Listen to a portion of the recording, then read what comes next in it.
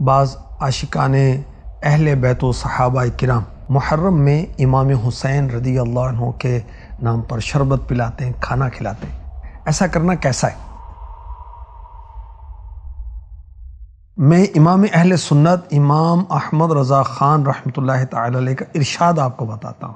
آپ فرماتے ہیں، پانی یا شربت کی سبیل لگانا جبکہ ثواب کی نیت خالص اللہ پاک کی رضا اور ائمہ اطہار کی روح کو ثواب پہنچانا مقصود ہو تو بلا شبہ بہتر و مستحب و ثواب کا کام ہے۔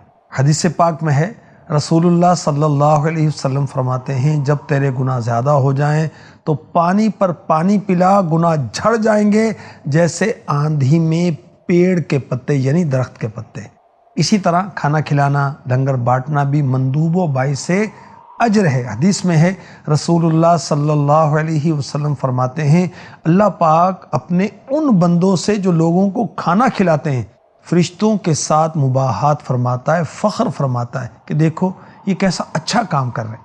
مگر لنگر لٹانا جسے کہتے ہیں، لوگ چھتوں پر بیٹھ کر روٹیاں پھینکتے ہیں، کچھ ہاتھوں میں جاتی ہیں، کچھ زمین پر گرتی ہیں، کچھ پاؤں کے نیچے، یہ منع ہے کیونکہ اس میں رزق الہی کی بے تعظیمی ہے۔ تو روٹی کا پھینکنا یہ درست نہیں ہے۔ اعلیٰ حضرت امام اہل سنت مولانا امام احمد رضا خان رحمۃ اللہ علیہ فرماتے ہیں، شیرینی وغیرہ پر حضرت شہداء کرام کی نیاز دینا بے شک باعث اجر و برکات ہے اور عشرہ محرم شریف اس کے لیے زیادہ مناسب۔ تو ہمیں چاہیے کہ یوم عاشورہ کو اپنا مال خرچ کریں، نذر و نیاز کریں اور وقت کی قربانی بھی دیں۔ شہیدان و اسیران کربلا کے اصالِ ثواب کی نیت سے بالخصوص عاشورہ کے قافلوں میں بھی سفر کریں۔ 8، 9، 10 یا 9، 10، 11 محرم الحرام انشاءاللہ خوب برکتیں حاصل ہوں گی اور اہل بیت اطہار اور صحابہ کبار کی محبتوں میں خوب اضافہ ہوگا انشاءاللہ الکریم۔